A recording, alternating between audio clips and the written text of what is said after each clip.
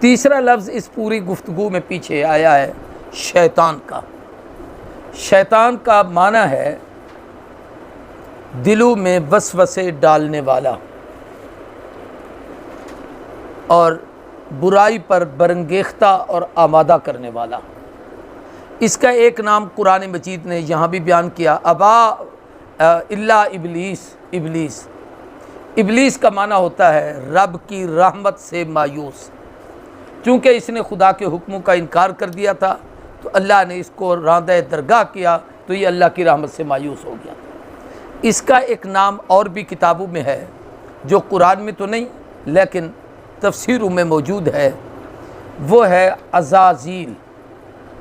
عزازیل یہ اس کا نام فرشتوں میں مشہور ہوا تھا جب یہ عبادت کرتے کرتے کرتے فرشتوں کی صف میں چلا گیا تھا اور فرشتوں کے ساتھ اٹھتا بیٹھتا تھا اور فرشتوں میں اس کا شمار ہوتا تھا، تو وہاں جیسے باقی فرشتوں کے نام تھے جبرائیل، میکائیل، عزرائیل، اسرافیل، مہرائیل، دردائیل، یہ مختلف ان کے نام ہیں، ان میں سے اس کا نام عزازیل تھا۔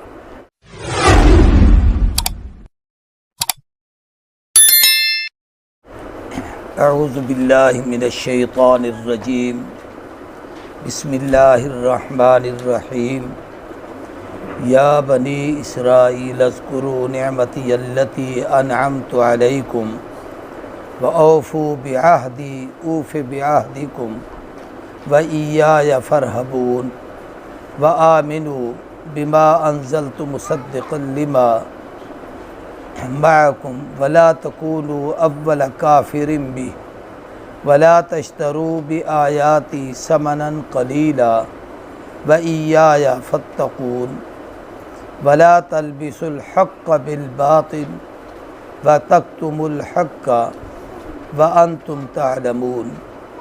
اللہم صلی علی سیدنا و مولانا محمد وعلی آل سیدنا و مولانا محمد وبارک وسلم۔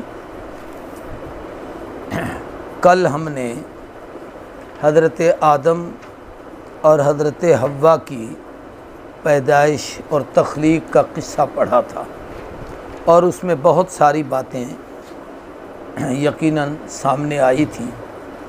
آج ان میں سے کچھ باتیں ضروری ہیں جو عرض کرنا چاہتا ہوں۔ اللہ نے اپنی مخلوق جو بنائی ہے اس میں 3 مخلوقوں کو زیادہ فضیلت دی ہے، انسان کو، فرشتوں کو اور جنات کو، اور ان سب کو باقی مخلوق کی نسبت علم بھی، عقل بھی، سمجھ بھی زیادہ عطا کی ہے۔ ان میں درجے کے لحاظ سے سب سے افضل انسان ہے، دوسرے نمبر پر ملائکہ اور فرشتے ہیں، تیسرے نمبر پر جنات ہیں۔ انسان کی تخلیق مٹی سے ہے اور اس میں روح ڈالی گئی ہے۔ فرشتوں کی تخلیق صرف نور سے ہے اور اس نور سے مراد اللہ کی ذات کا نور نہیں، اللہ نور السماوات والارض، بلکہ اللہ کی ایک نور مخلوق ہے جس کو اللہ نے اپنے امر کن سے پیدا کیا ہے، جیسے باقی چیزوں کو پیدا کیا ہے، تو فرشتے اس مخلوق نور میں سے ہیں۔ تیسری مخلوق جنات کی ہے، وہ آگ سے پیدا شدہ ہے۔ آگ میں چونکہ حرارت اور گرمی، تو اس وجہ سے جنات میں شرارت، لڑائی، جھگڑا، قتل و غارت غالب ہے۔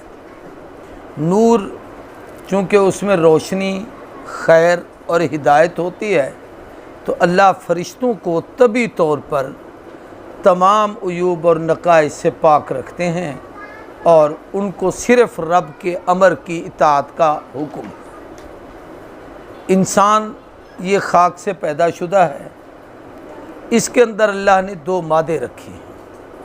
ایک رکھا ہے اس میں نیکی اور خیر کا مادہ، دوسرا اس میں رکھا ہے شر اور برائی کا مادہ۔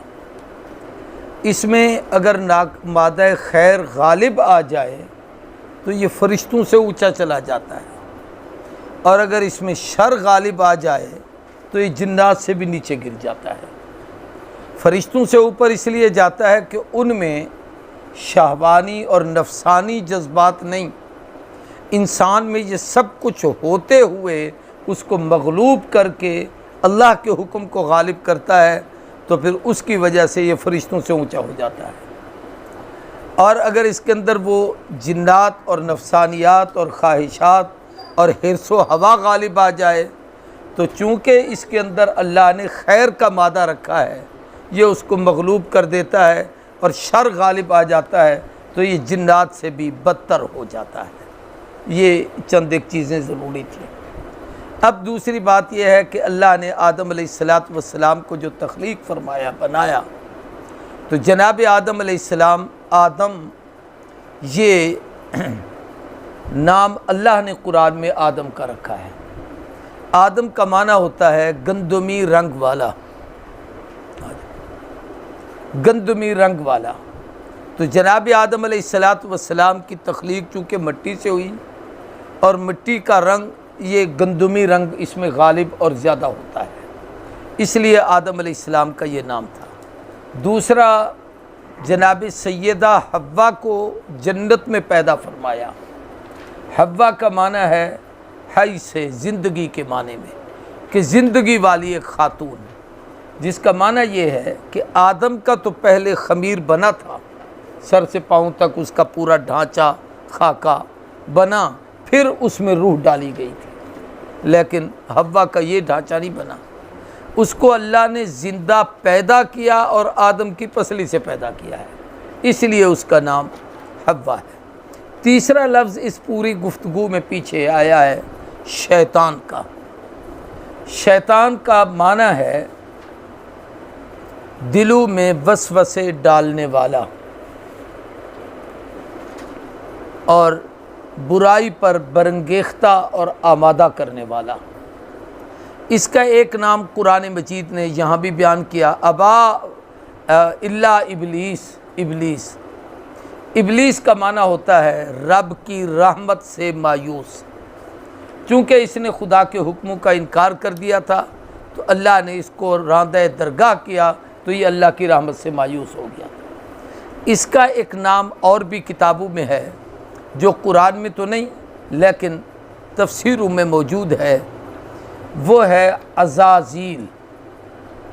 عزازیل، یہ اس کا نام فرشتوں میں مشہور ہوا تھا جب یہ عبادت کرتے کرتے کرتے فرشتوں کی صف میں چلا گیا تھا۔ اس سے آگے پھر ایک آیت ہے فرشتوں کے ساتھ بیٹھتا تھا اور فرشتوں میں وہاں سے لے کر تقریباً 10 تو وہاں جیسے باقی فرشتوں کے نام تھے، تفصیل ہے بنو اسرائیل کے، اسرائیل، اسرافیل، اور پھر 14ویں رکوع میں یہ مختلف کر پھر آتا ہے یا میں سے اس کا نام عزازیل۔